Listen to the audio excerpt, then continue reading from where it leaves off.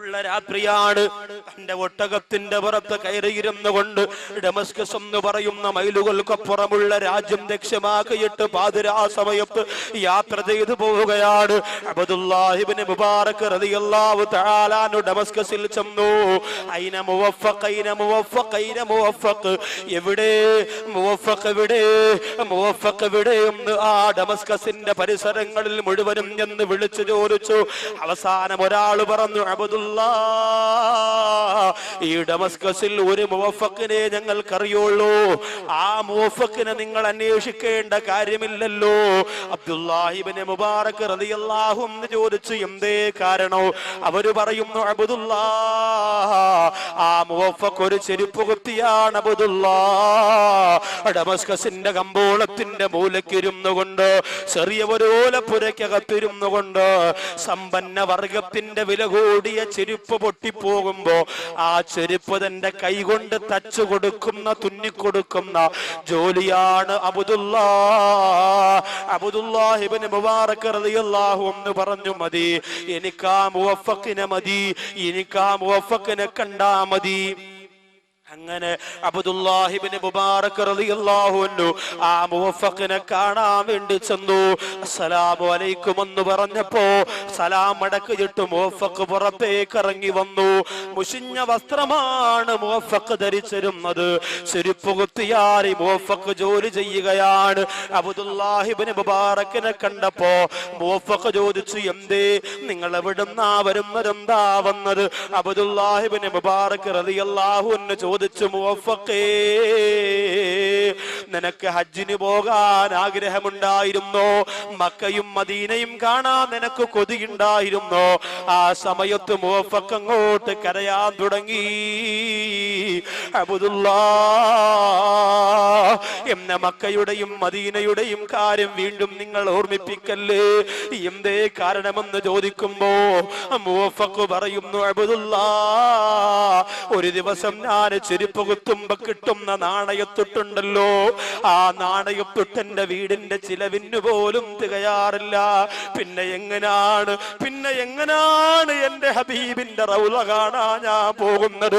എന്റെ ഈ തഴവാ കുറ്റിപ്പുറത്ത് വന്ന പ്രിയപ്പെട്ട സഹോദരങ്ങളെ, ലക്ഷക്കണക്കിന് രൂപ ഹണിമൂൺ ട്രിപ്പിന് വേണ്ടി ചെലവഴിക്കുന്നവരെ, വീഗാലാൻഡും ഗോവയും ഊട്ടിയും കൊടൈക്കനാലും എല്ലാം കറങ്ങി വരുമ്പോ ലക്ഷക്കണക്കിന് രൂപ ദൂർത്തടിക്കുന്ന സഹോദരങ്ങളെ, റസൂലുള്ളാഹിയുടെ മദീന കാണണ്ടേ, മസ്ജിദുൻ നബവിയിൽ പോകണ്ടേ, പൊന്നാര നബി തങ്ങളുടെ റൗളാ ശരീഫിന്റെ അകത്തേക്ക് നോക്കിയിട്ട് അസ്സലാമു അലൈക യാ റസൂലല്ലാഹ് എന്ന് പറയണ്ടേ മുസ്ലിമേ? ഇതാ ചെരുപ്പ് കുത്തിയാറ പാവപ്പെട്ടവനാട്. മുവഫഖ് പറയുന്നു, അബ്ദുല്ലാ, എനിക്കങ്ങനെ ആഗ്രഹിക്കാനല്ലേ പറ്റുള്ളൂ, എന്റെ കയ്യിൽ പണമില്ലല്ലോ, എന്നാലും ഞാൻ തോറ്റു കൊടുക്കാൻ തീരുമാനിച്ചില്ല. ഓരോരുത്തരും വന്ന് മദീനത്ത് പോകുന്ന കാര്യം പറയുമ്പോ എനിക്ക് കരച്ചിലാണ്. അവരോടൊക്കെ ദുആ ചെയ്യാ പറഞ്ഞു വിടലാണ് എന്റെ പതിവ്.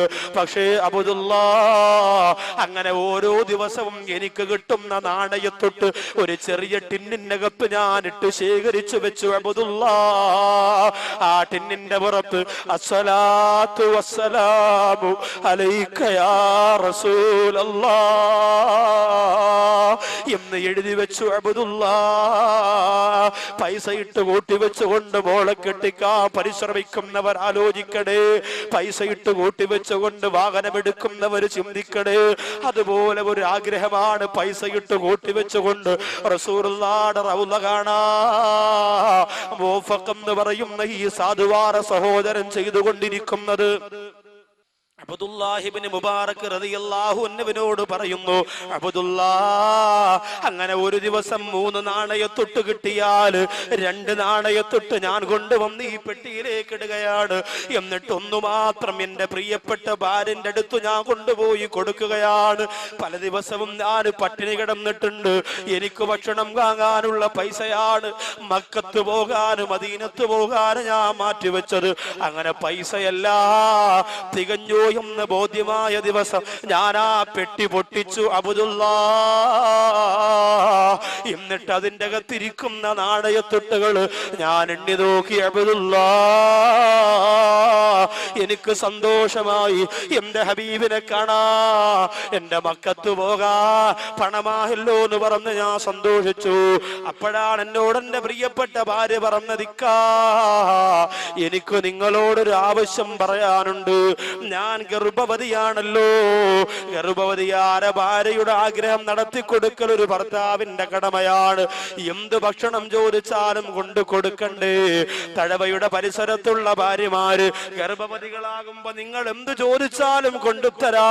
നിന്റെ ഭർത്താക്കന്മാർക്ക് കഴിവുണ്ടെങ്കിൽ മുവഫക്കിന്റെ ഭാര്യക്ക് അത് ചോദിക്കാൻ പറ്റോ? ഭർത്താവിന് കഴിവില്ലല്ലോ, പണമില്ലല്ലോ, സ്വത്തില്ലല്ലോ. മുവഫക്കിനോട് വന്നു പറയാണ് കരഞ്ഞുകൊണ്ട്. മുവഫക്കിന്റെ ഭാര്യ പറയുന്നു, എനിക്കൊരൽപ്പം ഇറച്ചിച്ചാറ് കഴിച്ചാ കൊള്ളാമെന്നുണ്ട്.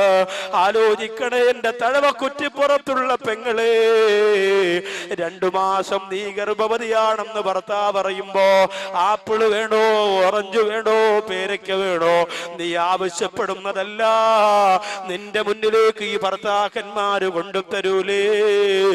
മുവഫക്കിന്റെ ഭാര്യ പറയുന്നു, ഇറച്ചിയുടെ ഒരൽപ്പം ചാറ് എനിക്ക് കഴിക്കാൻ കൊതി വരുന്നുണ്ട്. അബ്ദുല്ലാഹിബ്നു മുബാറക് റളിയല്ലാഹു അൻഹു പറഞ്ഞു, പെണ്ണേ എന്റെ കയ്യില് കാശില്ലല്ലോ, ഇതിൽ നിന്ന് 1 രൂപ പോലും എടുക്കാൻ പറ്റൂല. ഇതെന്റെ റസൂലുള്ളാഹി കാണാനാണ്, ഇതെനിക്ക് മക്കത്ത് പോകാനാണ്, അതുകൊണ്ട് ഇത് ഞാൻ എടുക്കൂലെന്ന് പറഞ്ഞപ്പോ മുവഫക്കിന്റെ ഭാര്യ പറയുന്നു, നിങ്ങൾ ആ കാശെടുക്കണ്ട, അതെടുത്തുകൊണ്ട് വേണമെന്നൊരാഗ്രഹവും ഞാൻ പറയൂല. മറിച്ച് എനിക്കിപ്പോൾ ഇങ്ങനെ ഒരു കൊതി തോന്നിയത് തന്നെ അപ്പുറത്തെ വീടുണ്ടല്ലോ, ആ വീടിന്റെ അകത്ത് ഇറച്ചിക്കറി തയ്യാറാക്കുന്നല്ലോ, അതിന്റെ രുചി ഇങ്ങനെ അന്തരീക്ഷത്തിലൂടെ എന്റെ മൂക്കിലേക്ക് എത്തിയപ്പോ അറിയാതെ കൊതിച്ചു പോയതാണ്. അതല്ലാതെ ഞാനൊരു ആഗ്രഹം പറഞ്ഞതല്ല. അവിടെ നിന്ന് ഇറച്ചിച്ചാറിന്റെ ഇറച്ചിയുടെ ഗന്ധം ഇങ്ങനെ വന്നപ്പോൾ എന്റെ മനസ്സിലൊരു കൊതി തോന്നിയതാണ്. അതുകൊണ്ട് ഇതാ ഒരു ചെറിയ പാത്രം ഞാൻ തരാ, നിങ്ങൾ പോയിട്ട് അവിടുത്തെ ഇത്തയോട് എന്റെ ഭാര്യ ഗർഭവതിയാണ്, ആ ഗർഭവതിക്കൊരൽപ്പം ഇറച്ചിച്ചാറ് തരണമെന്ന് പറഞ്ഞാൽ തരുമെന്ന് പറഞ്ഞപ്പോ സന്തോഷത്തോടെ കണ്ണുനീര് തുടച്ച് മുവഫക്ക് ഇറങ്ങി ഓടുകയാണ്. റസൂലുള്ളാഹിയുടെ പൈസ എടുക്കേണ്ടി വന്നില്ലല്ലോ, മക്കത്ത് പോകാനുള്ള കാശെടുക്കേണ്ടി വന്നില്ലല്ലോ. അങ്ങനെ മുവഫക്ക പാത്രവും കൊണ്ട് അയൽ വീട്ടിലേക്ക് ചെല്ലുമ്പോ അയൽ വീട്ടിലെ സഹോദരി പറയുന്നു, മുവഫക്കേ ഈ ഇറച്ചി നിങ്ങൾ കഴിക്കണ്ട, പ്രത്യേകിച്ച് ഗർഭവതിയായ നിങ്ങളുടെ ഭാര്യ ഇത് കഴിക്കാൻ പാടില്ല. മുവഫക്ക് ചോദിച്ചു, എന്തേ സഹോദരി നിങ്ങൾ അങ്ങനെ പറയുന്നു? ഒരു അത്യാവശ്യ ഘട്ടം വരുമ്പോഴല്ലേ സഹായിക്കാനുള്ളത്. ആ സമയത്താണ് മുവഫക്കിനോട് ആ പെണ്ണ് പറയുന്നത്, മുവഫക്കേ എന്റെ ഭർത്താവ് മരിച്ചുപോയത് നിങ്ങൾക്കറിയുമല്ലോ. എന്റെ ഭർത്താവ് മരിക്കുമ്പോ 2 മക്കളെ എനിക്ക് തന്നിട്ടാണ് പോയത്. വാപ്പയില്ലാതെ ആ മക്കള് കരയാത്ത ദിവസമില്ല, വാപ്പയില്ലാതെ ആ മക്കള് സങ്കടപ്പെടാത്ത ദിവസമില്ല. വാപ്പയുണ്ടായിരുന്നെങ്കിൽ അവർക്കെല്ലാം കഴിക്കാമായിരുന്നു. വാപ്പ മരിച്ചത് കൊണ്ട് വാപ്പ തന്നിട്ട് പോരെ സ്വത്ത് മുഴുവനും തീർന്നു പോയി. ഇന്നവര് പട്ടിണിയാണ്. മുവഫക്കേ ഞാൻ എവിടെ വന്ന് കൈനീട്ടാനാണ്? എന്റെ അടുത്ത് താമസിക്കുന്ന മുവഫക്കയെ, നിങ്ങൾ എന്നെക്കാളും പാവപ്പെട്ടവനല്ലേ, അതുകൊണ്ട് നിങ്ങളോട് എങ്ങനെയാണ് ഞാൻ സമ്പത്ത് ചോദിക്കുന്നത്? അതുകൊണ്ടാണ് മുവഫക്കയെ നിങ്ങളുടെ വീട്ടിലേക്ക് ഞാൻ വരാത്തത്.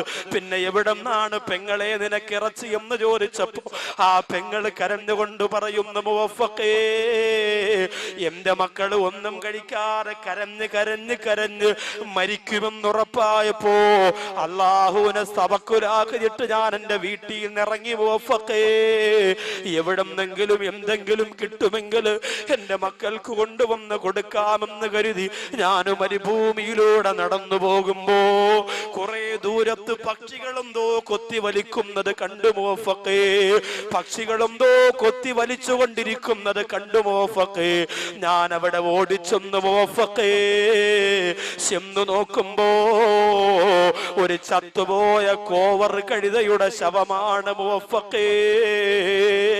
ചത്തുമലന്ന് കിടക്കുന്ന കോവർ കഴുത, ജനങ്ങൾ ഒരുപാട് വെറുക്കുന്ന കോവർ കഴുത, ആ കോവർ കഴുതയുടെ ശരീരമാണ് ആ പക്ഷികൾ കൊത്തി വലിച്ചു കൊണ്ടിരിക്കുന്നത് മുവഫഖേ. അത് കണ്ടപ്പോ ഞാൻ മരുഭൂമിയുടെ മണ്ണുവാരി പക്ഷികളെ എറിഞ്ഞോടിച്ചു മുവഫഖേ.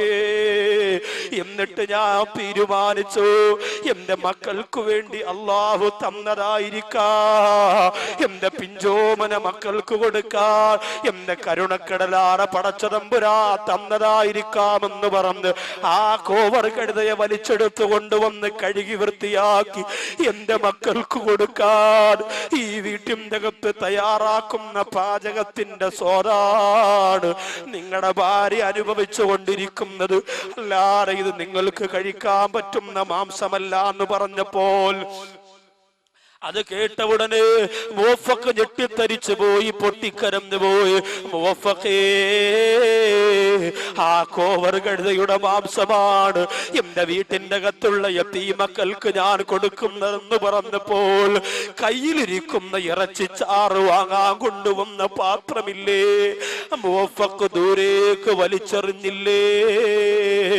എന്നിട്ട് തന്റെ ചെറ്റക്കൂരയിലേക്ക് ഓടിച്ചെല്ലുകയാണ്. ഇറച്ചിക്കറി വാങ്ങാൻ കാത്തിരിക്കുന്ന ഭാര്യയോട് പറയുന്നു, മാറി നിൽക്കു പെണ്ണേ. തട്ടിമാറ്റിയിട്ട് അകത്തേക്ക് പോയി റസൂലുള്ളാഹിയുടെ റൗള കാണാൻ ഹജ്ജിന് പോകാൻ വേണ്ടി കൂട്ടിവെച്ചിരിക്കുന്ന നാണയത്തൊട്ടുകൾ ഒന്നുപോലും ബാക്കി വെക്കാതെ മുഴുവനും വാരിയെടുക്കുകയാണ്. അസ്സലാമു അലൈക യാ റസൂലല്ലാഹ്. നബിയേ, എനിക്ക് മദീനത്ത് വരണമെന്ന് ആഗ്രഹമുണ്ടെങ്കിലും അതിനെനിക്ക് കഴിയൂല നബിയേ. എനിക്ക് ഹജ്ജ് ചെയ്യാൻ കഴിയൂല നബിയേ. എന്റെ വീടിന്റെ അടുത്ത് അനാഥ മക്കൾ ഇത്രത്തോളം പട്ടിണി കിടന്നുകൊണ്ട് ചത്തുപോരെ കോവർ കഴുതയുടെ മാംസം കഴിക്കുമ്പോ എനിക്കെന്തു മദീന, എനിക്കെന്തു മക്ക എന്ന് പറഞ്ഞ പണം മുഴുവനും കൊണ്ടുവന്ന് യതീമക്കളെ വാരി പുണർന്നുകൊണ്ട് ചുംബനം കൊടുത്തിട്ട് പറയുന്ന, മക്കളെ ഇനി മുവഫഖ് നിങ്ങൾക്കുള്ളതാണ് മക്കളെ.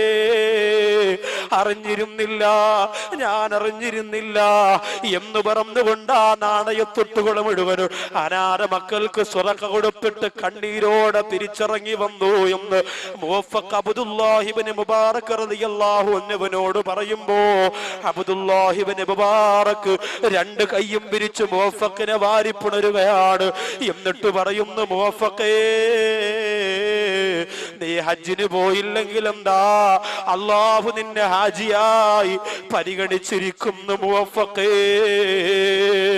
സ്വീകരിക്കപ്പെടാത്ത ഹജ്ജുകൾ പോലും അള്ളാഹു സ്വീകരിച്ചിരിക്കുന്നു മുവഫഖേ എന്ന് അബ്ദുല്ലാഹി ഇബ്നു മുബാറക് റളിയല്ലാഹു അൻഹു പറഞ്ഞു കൊടുക്കുമ്പോ എന്റെ മുമ്പിലിരിക്കുന്ന സഹോദരങ്ങള്, എന്റെ മുമ്പിലിരിക്കുന്ന സഹോദരിമാര്, പാവപ്പെട്ടവരെ സഹായിക്കുന്നത് അള്ളാഹുവിന് വലിയ ഇഷ്ടമാണ്. അനാഥ മക്കളെ സഹായിക്കുന്നത് സൃഷ്ടാവിന് വലിയ ഇഷ്ടമാണ് എന്നും അതിനാണ് അള്ളാഹു സ്ഥാനം കൊടുത്തിട്ടുള്ളത്. അറഅയ്തല്ലദീ യുകദ്ദിബു ബിദ്ദീൻ. ദീനിനെ വ്യാജമാക്കിയവർ, ദീനിനെ കളവാക്കിയവർ ആരെന്ന് നിങ്ങൾക്കറിയോ നബിയേ? ഫദാലികല്ലദീ യദ്ഉൽ യതീം. അവര് ബാബരി മസ്ജിദ് പൊളിച്ചവരല്ല, അവര് ഖുർആൻ കത്തിച്ചവരല്ല, അവര് ഉസ്താദുമാർക്കെതിരെ പ്രവർത്തിച്ചവരല്ല. ഫദാലികല്ലദീ യദ്ഉൽ യതീം. അവരനാഥ മക്കളെ ആട്ടി ഓടിച്ചവർ. അല്ലാഹുവിന്റെ ഖുർആനാ പറഞ്ഞത്, അവർ അനാഥ മക്കളെ ആട്ടി ഓടിച്ചവരാണ്. അനാഥ മക്കളുടെ നിക്കാഹിന്, പാവപ്പെട്ട പെൺകുട്ടികളുടെ നിക്കാഹിനെ സഹായിച്ചാൽ കിട്ടുന്ന പ്രതിഫലം എത്രയെന്ന് എന്റെ പ്രിയമുള്ളവരെ മനോഹരമായ മറ്റൊരു ചരിത്രമുണ്ട്. അതിലേക്ക് ഞാനിപ്പോ കടക്കുന്നില്ല. കടന്നാൽ എന്റെ വിഷയം ഇന്നും തീരുകയില്ല. നരകമെന്ന് പറയുന്ന വിഷയത്തിന്റെ സമാപനം കുറിച്ചുകൊണ്ട് പൊട്ടിക്കരഞ്ഞ് ആ നരകത്തിൽ നിന്ന് രക്ഷപ്പെടാൻ സർവസൃഷ്ടാവാര പടച്ചുറപ്പിനോട് കൈ ഉയർത്തി പൊട്ടിക്കരഞ്ഞുകൊണ്ട് വേണം ഇൻഷാ അല്ലാഹ് ഇന്ന് നമുക്ക് ഇവിടെ നിന്ന് പിരിയാൻ. അള്ളാഹു തൗഫീഖ് തന്ന് അനുഗ്രഹിക്കുമാറാകട്ടെ. നരകത്തിന്റെ 5ാമത്തെ കവാടം നരകത്തിന്റെ അഞ്ചാമത്തെ കവാടം. അഞ്ചാമത്തെ കവാടത്തിലേക്ക് കടക്കുന്നതിന് മുമ്പ് ആ അഞ്ചാമത്തെ കവാടത്തെ കുറിച്ച് ഖുർആൻ പറഞ്ഞ രൂപം ഞാനൊന്ന് പരിചയപ്പെടുത്താം. സൗസിലീഹി സഖർ വമാ അദ്റാക മാ സഖർ ലവാഹത്തുൽ ലിൽ ബശർ ലാ തുബ്ഖി വലാ തദർ അലൈഹാ 19. അല്ലാഹുവിന്റെ ഖുർആൻ പറയുകയാണ്, നരകത്തിന്റെ അഞ്ചാമത്തെ കവാടം അള്ളാഹു ആർക്കാണ് കൊടുക്കുന്നത്? സഖർ എന്നാണ് നരകത്തിന്റെ അഞ്ചാമത്തെ കവാടത്തിന്റെ പേര്. ആ സഖർ എന്ന് പറയുന്ന കവാടത്തിന്റെ രൂപമാണ് അള്ളാഹു പിന്നെ വിശദീകരിക്കുന്നത്. വമാ അദ്റാക മാ സഖർ. നബിയെ, സഖർ എന്ന് പറഞ്ഞ കവാടം എന്തെന്ന് നബി തങ്ങളെ അവിടത്തേക്ക് അറിയുമോ? ലാ തുബ്ഖി വലാ തദർ. ആ സഖറിലേക്ക് മനുഷ്യരെ കടത്തിയാൽ ശരീരത്തിന്റെ ഒരൽപ്പം പോലും മെച്ചമുണ്ടാകൂല, മുഴുവനും കത്തിക്കരിഞ്ഞു പോകുന്നതാണ്. അലൈഹാ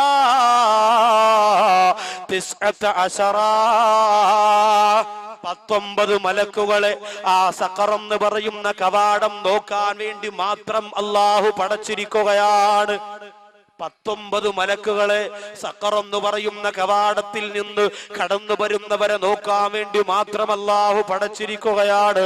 യൗമ യുസ്ഹബൂന അലാ വുജൂഹിഹിം ദൂഖൂ മസ്സ സഖർ.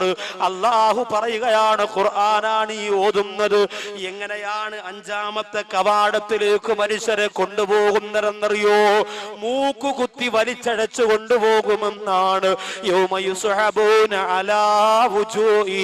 മൂക്ക് നിലത്ത് തട്ടുന്ന രീതിയിൽ വലിച്ചടിച്ചു കൊണ്ടുപോകുന്നവരാണ്. എന്നിട്ട് സഖർ എന്ന് പറയുന്ന നരകത്തിന്റെ കവാടത്തിൽ എറിഞ്ഞിട്ട് മലക്കുകൾ പറയുമത്രേ, നീ അനുഭവിച്ചു കൊള്ളുക, നീ ആസ്വദിച്ചു കൊള്ളുക എന്ന് പറഞ്ഞ് വലിച്ചെറിഞ്ഞു കൊടുക്കൂ. ആ സമയത്ത് സ്വർഗത്തിൽ കിടക്കുന്നവർ ചോദിക്കുകയാണ്, മാ സലകക്കും ഫീ സഖർ. അല്ലയോ സഖറിനകത്ത് കടന്നുപോയവരെ, നിങ്ങൾ എന്തേ സഖറിലായി പോയി? ബാക്കിയുള്ള നരകത്തിന്റെ കവാടത്തിലൊന്നും കടക്കാട് എന്തേ ഈ കവാടത്തിന്റെ അകത്ത് നിങ്ങളായി പോയെന്ന് ചോദിക്കുമ്പോൾ അവര് പറയുന്ന കാരണങ്ങളാണ് സഖറിലേക്ക് അവരെ കൊണ്ടുപോയത്. ആ കാരണം എനിക്കും നിങ്ങൾക്കും ഉണ്ടായാൽ നമ്മളും സഖറിലാണ്. അല്ലാഹു കാത്തുരക്ഷിക്കട്ടെ. ഈ സഖർ എന്ന് പറയുന്ന നരകത്തിൽ കിടക്കുന്ന നരകാവകാശികള് കാരണങ്ങൾ പറയുകയാണ്. എന്തേ കാരണമെന്നറിയോ? ആ കാരണം ഞാൻ നിങ്ങളോട് പറയുമ്പോ എന്റെ തഴവ കുറ്റിപ്പുറത്ത് വാത് കേൾക്കാവുന്ന സഹോദരങ്ങള്, ഈ കാരണങ്ങൾ എന്റെയോ നിങ്ങളുടെയോ ജീവിതത്തിൽ വന്നു പോയാ നമ്മളും ആ സഖറിലാണേ. അഞ്ചാമത്തെ കവാടമാണ് സഖറിലാണ്. അല്ലാഹു കാത്തിരക്ഷിക്കട്ടെ. ഒന്നാമത്തെ കാരണം അവര് പറയുകയാണ്, കാലൂ, ഇത് ഖുർആനായത്തുകളാണ്. അവരോട് ചോദിക്കുന്നതും അവര് മറുപടി കൊടുക്കുന്നതുമല്ല അല്ലാഹുവിന്റെ ഖുർആനാണ് ഈ പറയുന്നത്. കാലൂ, സഖറിനകത്ത് കിടക്കുന്നവര് പറയുന്നു, ഒന്നാമത്തെ കാരണം എന്തെന്നറിയോ? ഈ സഖറിന്റെ അകത്ത് ഞങ്ങളായി പോകാനുള്ള ഒന്നാമത്തെ കാരണം എന്തെന്നറിയോ? ലം നകു മിനൽ മുസല്ലീ, ഞങ്ങൾക്ക് നിസ്കാരമില്ലായിരുന്നു. ബാഖവിയുടെ വാദെന്ന് പറയുമ്പോ ബൈക്കിലൂടെ ഒരു ബൈക്കിൽ 4-5 പേര് കയറിയിരുന്നു വാത് കേൾക്കാൻ ഞങ്ങൾ പോകുമായിരുന്നു. പക്ഷേ ഞങ്ങൾക്ക് നിസ്കാരമില്ല. നബിദിനമെന്ന് പറയുമ്പോ ഞരമ്പിന്റെ ഒരു ഭാഗം പോലും ബാക്കിയില്ലാതെ റിബൺ കെട്ടി നബിദിനാഘോഷത്തിന് ഞങ്ങൾ ഇറങ്ങും. പക്ഷേ ഞങ്ങൾക്ക് നിസ്കാരമില്ല. ഞങ്ങൾ അല്ലാഹുവിന്റെ പള്ളിയുടെ പരിപാലനക്കാരാണ്, പള്ളിയിലെ വലിയ നേതൃത്വം വഹിക്കുന്നവരാണ്. വെള്ളിയാഴ്ച വന്ന് ബക്കറ്റ് എണ്ണലല്ലാതെ ലം നകു മിനൽ മുസല്ലീ, ഞങ്ങൾക്ക് നിസ്കാരമില്ല. സഹോദരിമാരെ എന്താ പറയുന്നതെന്നറിയോ? ഞങ്ങൾ വഅദ് കേൾക്കാൻ പോയിട്ടുണ്ടായിരുന്നു മനുഷ്യരെ. നൗഷാദ് ബാക്കവി മുവഫക്കിന്റെ ചരിത്രം പറഞ്ഞപ്പോ തലയിൽ കിടന്ന ചാളുകൊണ്ട് കണ്ണീര് തുടച്ച പെങ്ങളെ, ഈ കണ്ണീര് കൊണ്ട് അർത്ഥമില്ലാതാകുന്നത് എപ്പോഴെന്നറിയോ? ലം നകു മിനൽ മുസല്ലി, നിങ്ങൾ നിസ്കരിച്ചില്ലെങ്കിലാണ്, നിസ്കാരമില്ലെങ്കിൽ പിന്നെ ഈ കണ്ണീരിന്റെ പേര് കള്ളക്കണ്ണീരെന്നാണ്. നിസ്കാരമില്ലെങ്കിൽ സകലതും പോയി. ഒന്നാമത്തെ കാര്യം അതല്ലേ. അതുകൊണ്ട് ഈ രാത്രി തന്നെ തീരുമാനിച്ചോ, അള്ളാഹുവിനെ ഭയപ്പെട്ടുകൊണ്ട് നിസ്കരിക്കുന്നവരായി ഞാനും നിങ്ങളും മാറണം. അതിന് അള്ളാഹു തൗഫീഖ് തരട്ടെ. വെറുതെ നിസ്കരിച്ചാ പോരാ, ഭയത്തോടെ ഈമാനോടെ തഖ്വയോടെ ചെയ്യണം. ഇല്ലെങ്കിൽ ഇതിനൊന്നും അള്ളാന്റെ മുമ്പിൽ കൂലി കിട്ടൂല. വളരെ ഗൗരവത്തോടെ ചെയ്യേണ്ട കാര്യമാണ്. ഇന്ന് നിസ്കാരം ഒരു ഫാഷനാണ്. നിസ്കാരം ഒരു ഫാഷൻ. കുറെ ആൾക്കാർ ഇങ്ങനെ നിൽക്കും, പള്ളിയിലെ ജമാഅത്ത് കഴിയുമ്പോഴേ തുടങ്ങുള്ളൂ. പള്ളിയിലെ ജമാഅത്ത് നിസ്കാരം കഴിയുമ്പോൾ പുറകിൽ നിസ്കരിക്കൊണ്ടിരിക്കണോ എല്ലാവരും നോക്കും. അല്ലോ ജിബ്രീൽ ഒരു കർച്ചിപ്പ് കിടന്നു, അല്ലാഹു അക്ബർ. കാരണം മനഃപൂർവ്വം താമസിച്ചു വന്നതാ. നേരത്തെ വുളു കൊടുത്ത് കയറാമായിരുന്നു, പൈപ്പിന്റെ മുട്ടിയിരുന്ന് പല്ലും കുത്തി കാര്യം പറഞ്ഞുകൊണ്ടിരുന്നു. മനഃപൂർവ്വം താമസിച്ചു വന്നതാ. എന്നിട്ട് ചില സഹോദരങ്ങളുണ്ട്, അവർക്ക് ഇമാമത്ത് നിൽക്കണമെന്ന് ഭയങ്കര ആഗ്രഹമാണ്. എത്ര പേരുണ്ടെങ്കിലും തള്ളി മാറ്റിയിട്ട് കയറി കർച്ചിപ്പൊക്കെ തലവെച്ച് ഭയങ്കര ഇമാമത്ത്. ഒരിക്കൽ ഇതുപോലെ മാലിക നിസ്കാരത്തിന്റെ സമയത്ത് ഒരാൾക്ക് 6:30 ബസ്സാണ്. പെട്ടെന്ന് തന്നെ വന്ന് വുളു കൊടുത്ത് വള്ളിക്കകത്ത് കയറിയപ്പോൾ ഒരാൾ ഇമാമത്തിക്കാൻ വേണ്ടി അല്ലാഹു അക്ബർ, ഭയങ്കര നിസ്കാരോ, കാല് ഒരു കാലം അവിടെ ഒരു കാലം ഇവിടെ, ഇടയിൽ 4 പേർക്ക് വേറെ സഫ് നിൽക്കാം. അങ്ങനെ നിസ്കരിക്കാം. ഫാത്തിഹ ഓതി തീർന്നു തന്നെ ഖുൽ യാ അയ്യുഹൽ കാഫിറൂൻ ലാ അഅ്ബുദു മാ തഅ്ബുദൂൻ ലാ അഅ്ബുദു മാ തഅ്ബുദൂൻ അൻതും അഅ്ബുദു ലാ അഅ്ബുദു മാ തീരണില്ല. കുലിയായൂർ കാഫറും തീരണില്ല. ഇതിങ്ങനെ ഓതിക്കൊണ്ട് വന്നപ്പോ പുറകിലിരിക്കുന്ന ആളിങ്ങനെ കൈയടിച്ചിട്ട് വാച്ച് നോക്കി, ഇത് എന്തോടെ ഇത് അത് സൂറത്ത് ബക്കറക്കാരും വരുന്നത് തീരണ്ടല്ലോ, കുറെ കാലമായല്ലോ. ഉടനെ ഇയാളെ ഫ്രണ്ടിൽ വന്നിട്ട് പറഞ്ഞു, അളയാ പെട്ടെന്ന് തീർക്കൂടെ, 2 മിനിറ്റ്, എനിക്കാണെങ്കിൽ ബസ് ഇപ്പൊ വരും, അതുകൊണ്ടാണ്. ഉടനെ ഏതെങ്കിലും ഒരു സൂറത്ത് കാഫിരീൻ തീർക്കാൻ പറഞ്ഞപ്പോ മഹിലിൽ കാഫിരി എന്ന് പറഞ്ഞാൽ അങ്ങ് നിർത്തി. പിന്നെ ചില ആൾക്കാർക്ക് വലിയ മഹറജ് വിടലാണ് അല്ലേ? ഇപ്പൊ റമദാനൊക്കെ വരുമ്പോ നമുക്ക് അല്ലാഹുമ്മ ഇന്നക അഫൂൻ തുഹിബ്ബുൽ അഫ്വ ഫഅഫു അന്നാ യാ കരീം യാ റഹീം യാ അല്ലാഹ്. ഇത് ചില ആൾക്കാർ പറഞ്ഞു തരുമ്പോ പിന്നെ നിസ്കാരം കഴിഞ്ഞിട്ട് മോദി മാമ ഷാളും കൊണ്ട് വേണം തുപ്പൽ ഉടച്ചോളാം. എല്ലാ പള്ളിയിലുള്ളവർ അറിഞ്ഞുടങ്ങി ഉണ്ടായിരുന്നാലും മതി, അല്ലെങ്കിൽ അള്ളാഹു പുറത്തു തരണമെന്ന് മലയാളത്തിൽ പറഞ്ഞാലും മതി. ഇത് അറിഞ്ഞില്ലെങ്കിൽ പഠിച്ചു പറയണം. ഇല്ലെങ്കിൽ ഇത് ആവശ്യമില്ലാത്ത രീതിയിൽ പറഞ്ഞ് നമ്മൾ കുളമാക്കരുത്. പിന്നെ ചില ആൾക്കാരുണ്ടല്ലോ ഭയങ്കര വസ്വാസി, എത്ര ഓതിയാലും ശരിയാവൂല. കൈ കെട്ടിയിട്ട് എന്ന് പറയുമ്പോൾ അടുത്തേക്കുന്ന ആള് പെറിച്ച് അവധി ചെന്ന് വീഴും. നമ്മളൊരു മയത്തില് ഫാത്തിഹയൊക്കെ നമ്മൾ മയത്തില് മര്യാദയ്ക്ക് ഓതിയാൽ പെട്ടെന്ന് ക്ലിയർ ആവും. ഒരുപാട് നമ്മൾ അങ്ങോട്ട് നോക്കാൻ തുടങ്ങിയാൽ ചിലപ്പോൾ ഒന്നും ശരിയാവൂല. ഒരാൾ പുറകിക്കുന്ന ഒരാൾ നീ ആക്കണ്ട, ഞാൻ ആക്കാം, കുറെ നേരം കൊണ്ട് ഒറ്റയ്ക്ക് ആക്കല്ലേ, ഇനി ഞാൻ ആക്കാന്ന് പറഞ്ഞാൽ മാറി പോകാൻ പറഞ്ഞു. കാരണം ഇമാമത്ത് നിൽക്കുമ്പോഴൊക്കെ നമ്മൾ ഈ വിഷയത്തിൽ ഒരുപാട് ശ്രദ്ധിക്കണം. സഹോദരങ്ങൾ ഇമാമത്ത് നിൽക്കണ്ടെന്നല്ല, ഇമാമത്ത് നിൽക്കണം, നമ്മൾ അങ്ങനെ ശീലിക്കണം. പക്ഷെ അതിനൊരു മര്യാദ വേണം. നിസ്കാരം അല്ലാഹു സ്വീകരിക്കുന്ന രീതിയിൽ ചെയ്യണം. ബഹുമാനപ്പെട്ട ഹാത്തിമുൽ അസ്സം റളിയല്ലാഹു അൻഹുവിനോട് ചോദിക്കുകയാണ്, ഇന്ന് തഴവ കുറ്റിപ്പുറത്ത് വന്ന സഹോദരങ്ങളോട് ഞാൻ പറയുന്നു, ഈ പറയുന്ന പോലെ നിങ്ങൾ ഇന്ന് വീട്ടിൽ പോയി 2 റക്അത്ത് നിസ്കരിച്ചിട്ടൊന്ന് കിടന്നാൽ ആ നിസ്കാരത്തിന് വല്ലാത്ത സുഖമാണ്.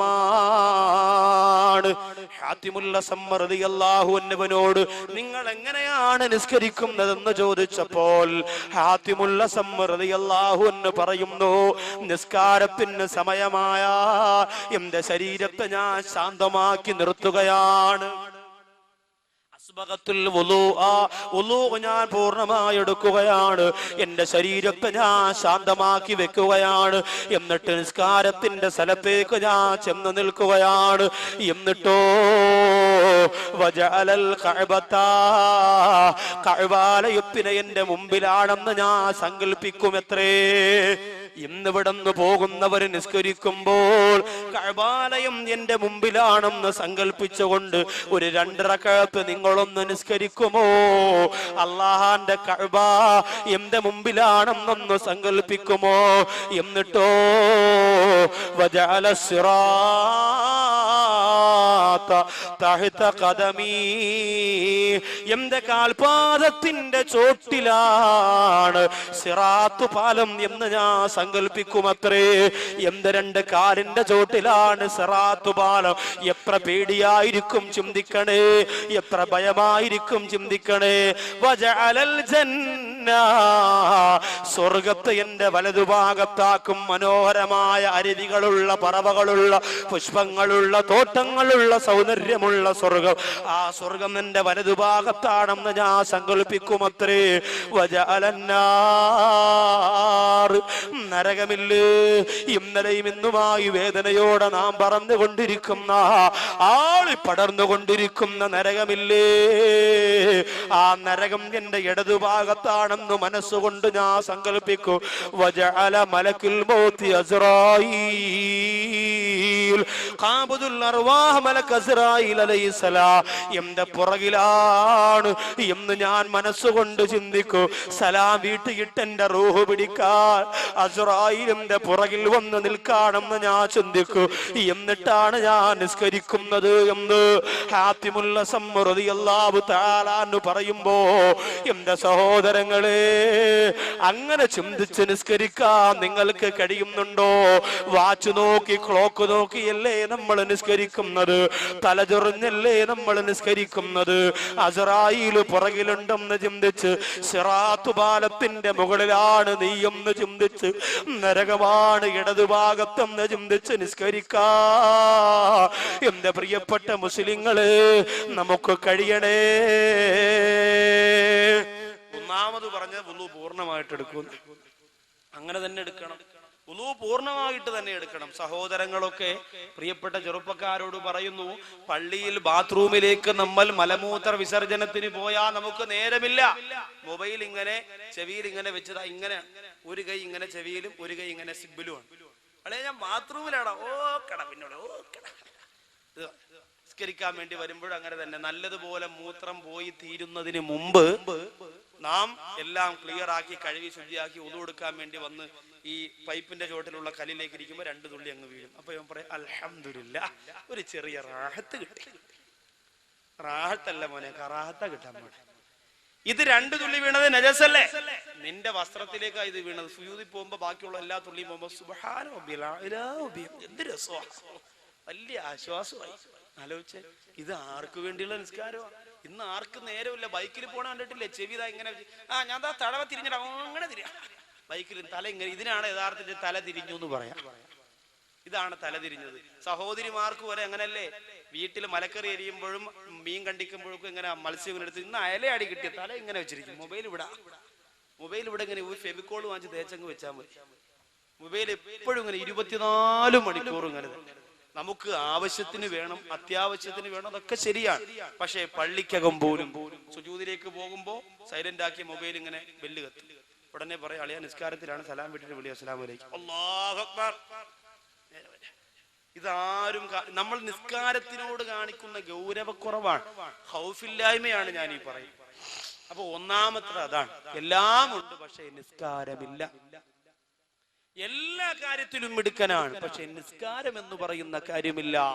അതുകൊണ്ടാണ് ഞങ്ങൾ ഇവിടെ പെട്ടുപോയത് എന്ന് നരകത്തിന്റെ 5ാമത്തെ കവാടത്തിൽ കിടക്കുന്ന മനുഷ്യർ പറയുന്നു. എന്നാൽ നരകത്തിൽ കടന്നുപോയ, സഖറിൽ കടന്നുപോയവര് രണ്ടാമത് പറയുന്നവരെന്തെന്നറിയോ? ലം നകുനു തീമുൽ മിസ്കീൻ. ഞങ്ങളുടെ രണ്ടാമത്തെ കാരണം എന്തെന്നറിയോ? സഖർ എന്ന് പറയുന്ന ഏറ്റവും ഭയാനകരമായ നരകത്തിന്റെ 5ാമത്തെ കവാടത്തിൽ കടന്ന ഒന്നാമത്തെ കാരണം നിസ്കാരമില്ലാത്തതാണെങ്കിൽ രണ്ടാമത്തെ കാരണം എന്തേ? ലം നകുനു തീമുൽ മിസ്കീൻ. പാവപ്പെട്ടവർക്ക് ഞങ്ങളാരും ഭക്ഷണം കൊടുക്കൂല. പാവപ്പെട്ടവർക്ക് ഒരു നേരത്തെ ഭക്ഷണം നമ്മൾ കൊടുക്കൂല. ആ പരിപാടി ഞങ്ങൾക്ക് കഴിക്കില്ല. അള്ളാഹു കാത്തുരക്ഷിക്കട്ടെ. നുസ്റത്തുൽ അനാമിന്റെ പ്രിയപ്പെട്ട സഹോദരങ്ങൾ ഈ പരിപാടി നടത്തുമ്പോ പലരും പറഞ്ഞില്ലേ, ഇവിടെ തഴവേല് പാവപ്പെട്ടവരില്ല, തഴവേല് പാവപ്പെട്ടവരില്ല. നിങ്ങൾ ആർക്കാണ് പണപ്പിരിവ് നടത്തുന്നത്? നിങ്ങൾക്ക് പുട്ടടിക്കാനല്ലേ? പ്രിയപ്പെട്ടവരെ, ഒരൊറ്റ രാത്രി കൊണ്ട് നിന്നെ പാവപ്പെട്ടവരിൽ ഏറ്റവും ചെറിയ പാവപ്പെട്ടവനാക്കാൻ അള്ളാന് കഴിവുണ്ട് കേട്ടോ. അത് നമ്മൾ ആരും മറക്കല്ലേ. പ്രിയപ്പെട്ടവരെ, കിളിമാനൂർ പാപ്പാലയം എന്ന് പറയുന്ന സ്ഥലത്ത് മരണപ്പെട്ടു പോയ ഒരു സഹോദരൻ, കല്യാണത്തിന്റെ മണവറയ്ക്കകത്താണ് ആ സഹോദരന്റെ കഫം പൊതിഞ്ഞത്. മണവറയുടെ അകത്ത് വെച്ചാണ് ആ സഹോദരന്റെ കഫം പുടവ പൊതിഞ്ഞത്. ഞാനാണ് ആ വീട്ടിലേക്ക് മയ്യത്ത് പൊതിയാൻ വേണ്ടി ചെന്നത്. വളരെ സങ്കടം തോന്നി. 30 വയസ്സിനകത്ത് പ്രായമുള്ള സഹോദരനാണ്. കല്യാണം കഴിഞ്ഞിട്ട് 3 മാസമേ ആയുള്ളൂ. എന്തേ വരുന്നവരൊക്കെ പറയുകയാണ്, യവനിതിന്റെ വല്ല കാര്യമുണ്ടായിരുന്നോ?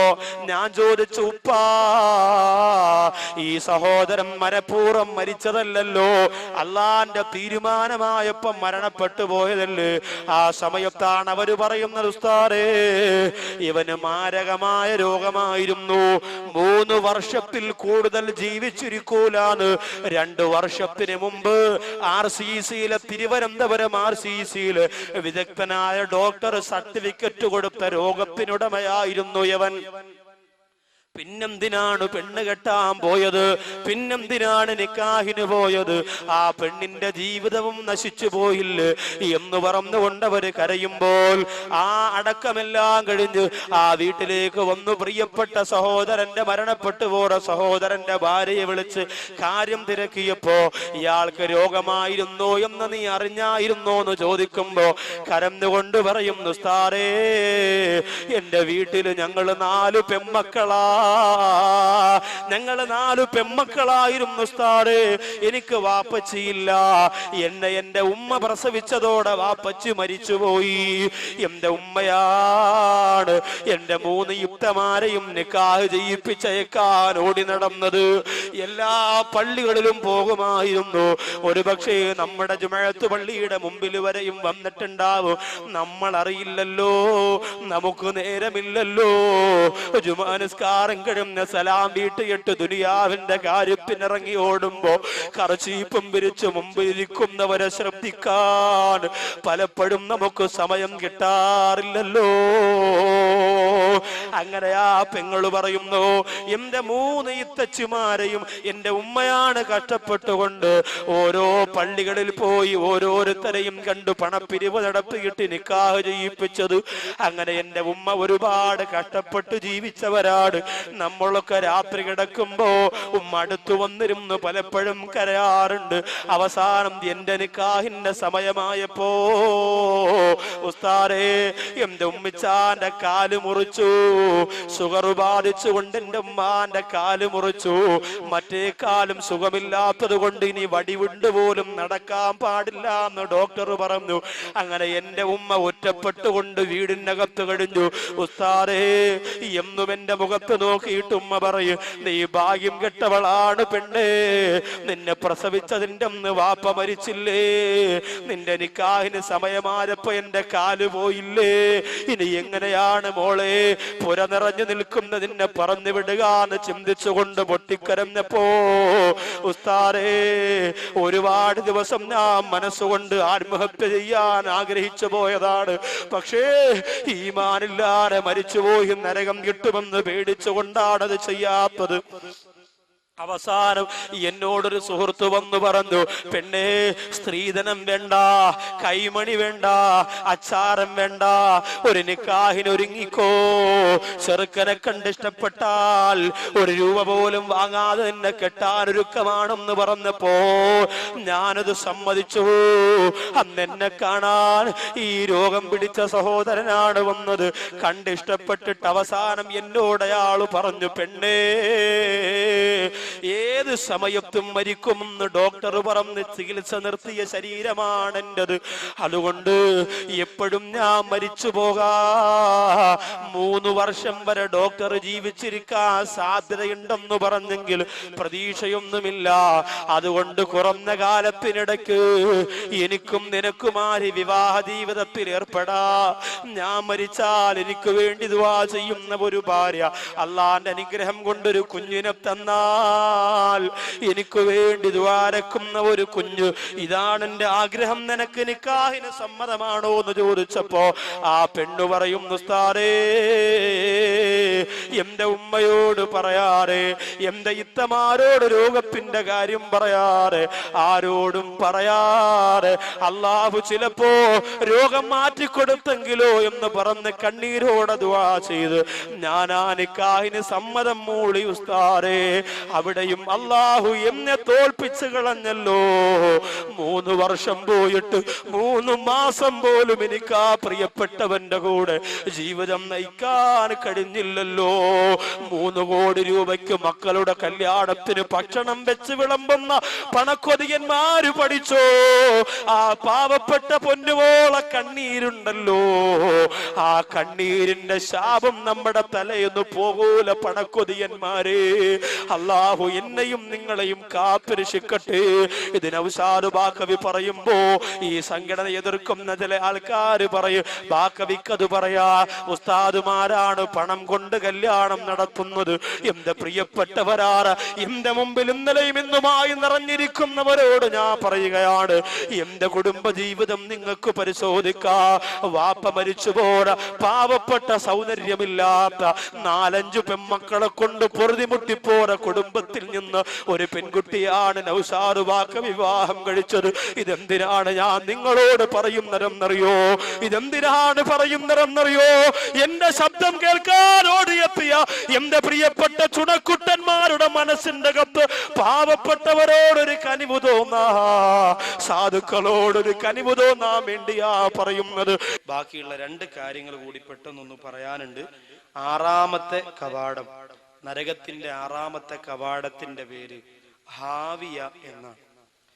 അമ്മാമൻ ഖഫ്ഫത്ത് മവാസീനുഹു ഫഉമ്മുഹു ഹാവിയ. ഹാവിയ എന്ന നരകമാണ്.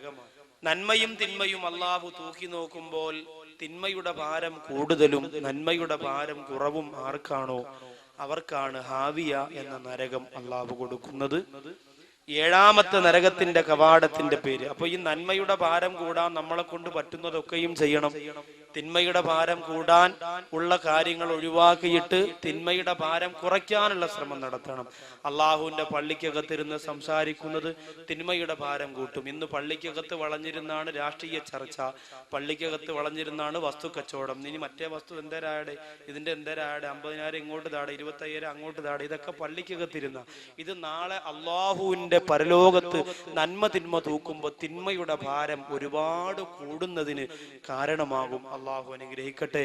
അതുപോലെ തന്നെ മറ്റുള്ളവർക്ക് അർഹതപ്പെട്ട സ്വത്ത്, അനാഥ മക്കളുടേത്, മുത്തഅല്ലിമീങ്ങളുടെ പൈസ, ഉസ്താദുമാരുടെ പൈസ, ഇതൊക്കെ വെട്ടി വിലുങ്ങി വയറ് വലുതാക്കി നടക്കുമ്പോൾ വയറ് വളരുന്നതിനേക്കാൾ ഡബിൾ സ്പീഡിൽ വളരുന്നത് നമ്മുടെ തിന്മയുടെ ത്രാസായിരിക്കും. അള്ളാഹു സുബ്ഹാനഹു വ തആല കാത്തുരക്ഷിക്കട്ടെ. 7ാമത്തെ കവാടം ജഹീം. ഇലാഹി ലസ്തു ലിൽ ഫിർദൗസി അഹ്ലാ വലാ ഖുവാ അലാ നാരിൽ ജഹീമി. അബൂബക്കർ സിദ്ദീഖ് റളിയല്ലാഹു അൻഹു ഒരുപാട് പൊട്ടിക്കരഞ്ഞു പോയത് ജഹീം എന്ന നരകത്തെ ഭയന്നുകൊണ്ടാണ്. ആരാണതിൽ കടന്നു പോകുന്നത്? വല്ലദീന കഫറൂ വകദബൂ ബിആയാതിനാ ഉലൈക അസ്ഹാബുൽ ജഹീം.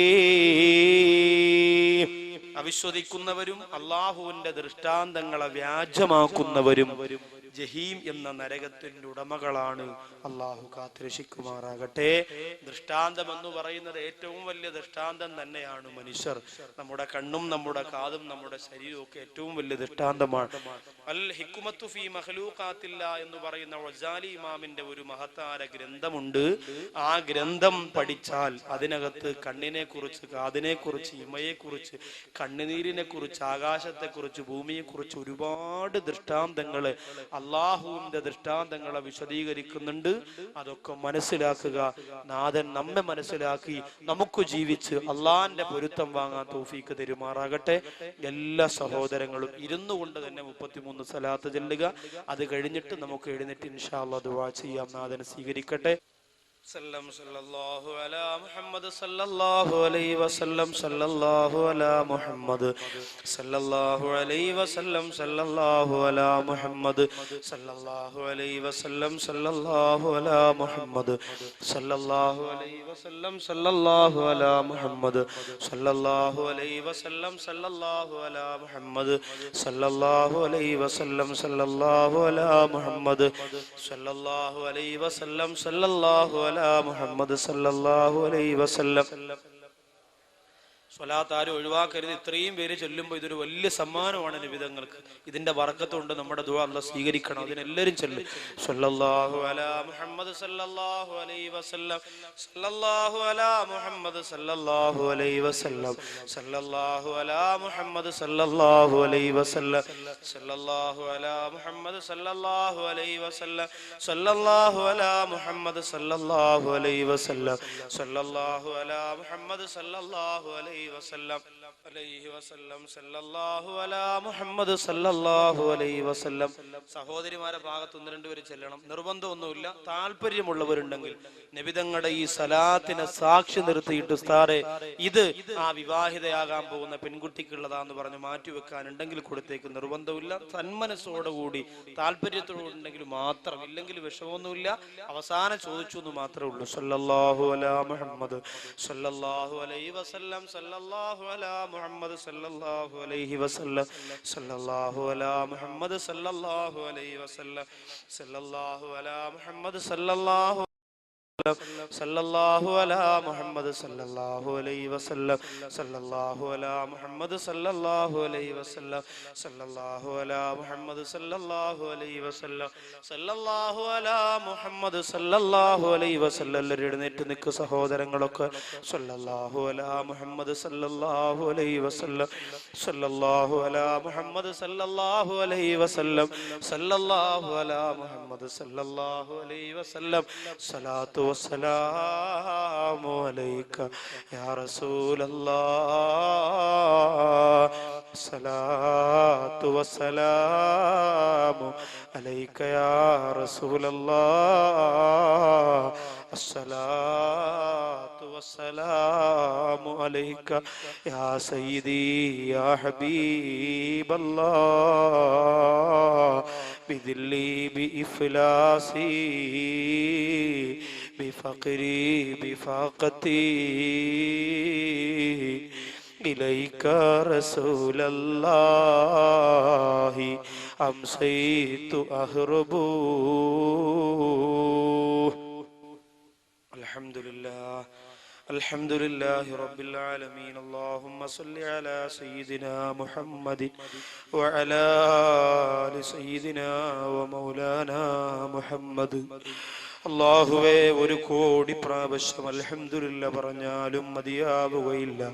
അത്രത്തോളം സന്തോഷമുണ്ട് ഈ വേദി എത്രത്തോളം വിജയിപ്പിച്ചതിന് വേണ്ടി അൽഹംദുലില്ലാ. എത്ര പേരാണ് പടച്ചവനെ എതിർത്തത്, എത്ര പേരാണ് കുറ്റപ്പെടുത്തിയത്, എത്ര പേരാണ് കുറ്റം പറഞ്ഞത്, എത്ര പേരാണ് പരിഹസിച്ചത്. രാജസയ്യിദാര അല്ലാഹ്, ഈ പരിപാടിയിൽ സംഗമിച്ച മുഴുവൻ പേർക്കും നിന്റെ മഗ്ഫിറത്ത് നീ കൊടുക്കണേ അല്ലാഹ്. അല്ലാഹുവേ, ഒരാളുടെയെങ്കിലും ആമീൻ സ്വീകരിച്ചുകൊണ്ട് ഇന്നത്തെ ഞങ്ങളുടെ ദുആ നീ ഖബൂൽ ചെയ്യണേ അല്ലാഹ്. ഞങ്ങൾക്ക് ഒന്നിനും കഴിവില്ല പടച്ചവനെ, ഞങ്ങൾക്ക് ഒന്നും അറിയില്ല റഹ്മാനെ. രാജാതിരാജനായ ഖഹാറായ വഹാബാര ജബ്ബാറായ സത്താറായ ഗഫാറായ റഹീമായ റഹ്മാനായ പടച്ചവനെ, ഷാഫിയാര കാഫിയാര അല്ലാ, നീ ഞങ്ങളുടെ ദുആ സ്വീകരിക്കണേ അല്ലാ, സ്വീകരിക്കണേ അല്ലാ. ഞങ്ങൾക്ക് കൈ നീട്ടാൻ ആരുമില്ല പടച്ചോനെ. ഒരു തുള്ളി ബീജത്തിൽ നിന്നും മാട ഉദരത്തിനകത്ത് ഞങ്ങൾക്ക് രക്തക്കട്ടയാക്കി മാംസക്കട്ടയാക്കി ജീവൻ തന്നുകൊണ്ട് ഞങ്ങൾ പ്രസവിപ്പിച്ച അല്ലാ, ഞങ്ങൾക്ക് ഇഴഞ്ഞു നടത്താനുള്ള തൗഫീക്ക് തന്ന അല്ലാ, ഞങ്ങൾക്ക് പിച്ചവച്ച് നടക്കാനുള്ള കഴിവ് തന്ന